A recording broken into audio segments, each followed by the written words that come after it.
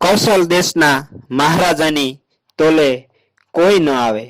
દુખીને એ શરણ દેનારા અને દિનના એ માતા પિતા એવા એના યશોગાન ગવાતા.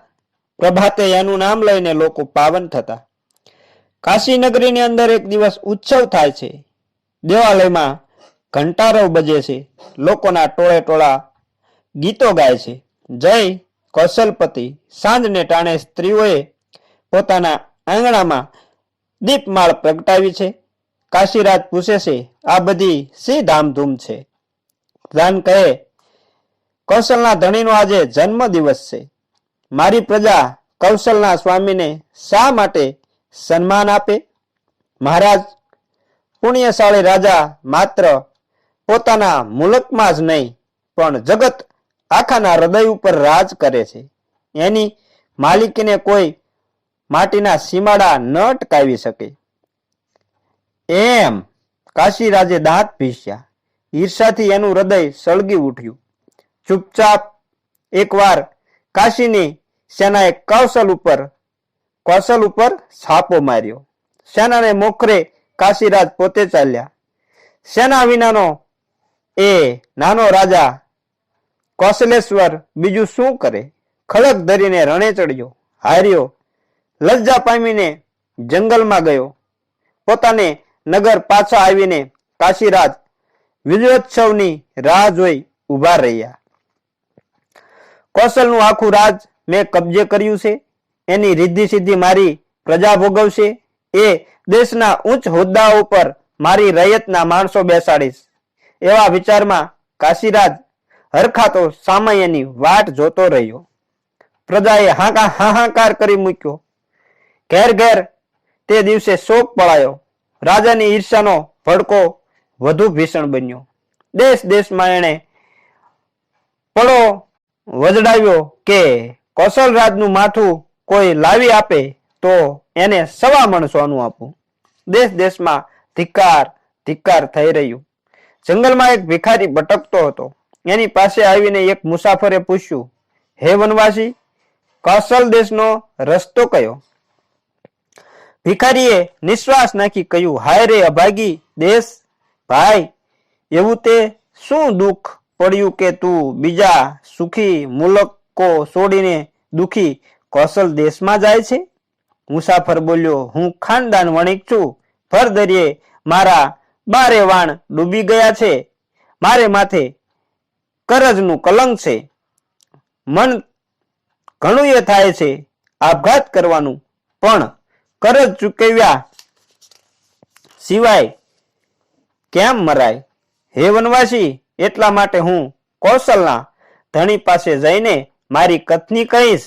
એની મદદ લઈ ફરી વ્યાપાર અજમાવીશ. કમાઈને કરજ ચૂકવીશ. એ સાંભળી પેલો ભિખારીનું મોં જરા મલકાયું. તુરત એની આંખોમાં આંસુ ભરાઈ આવ્યા.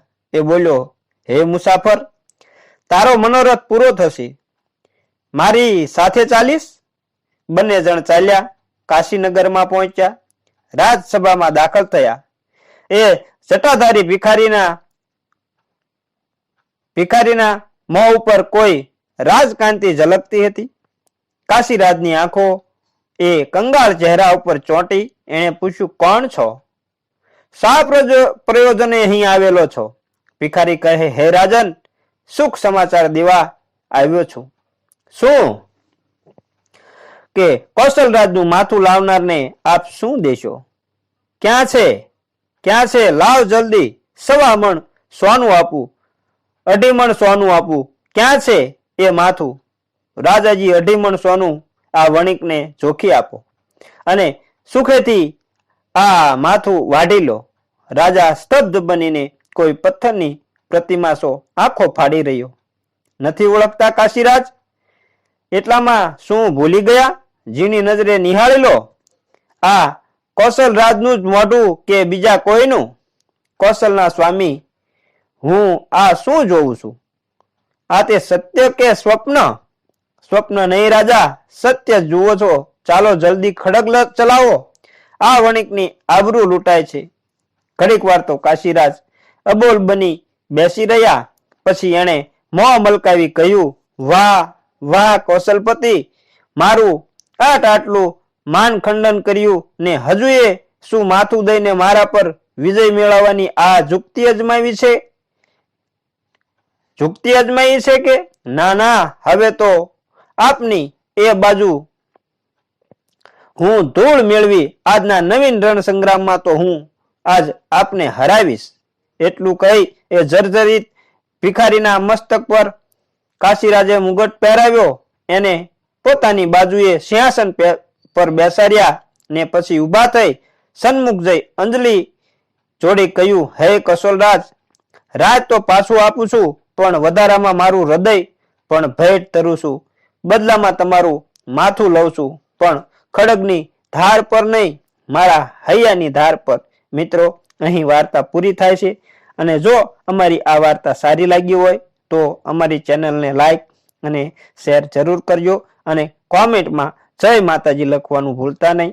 અને ચેનલ પર જો નવા હોય તો અમારી ચેનલને સબસ્ક્રાઇબ જરૂર કરી લેજો અને સાથે સાથે બેલ આઇકનને પણ દબાવી દેજો, જેથી કરી અમારી ચેનલનું નોટિફિકેશન સૌથી પહેલા તમને મળે અને તમને અમે નવી રસપ્રદ વાર્તાઓ પીરસતા રહીએ અને તમારું મનોરંજન કરતા રહીએ. તો જય માતાજી મિત્રો.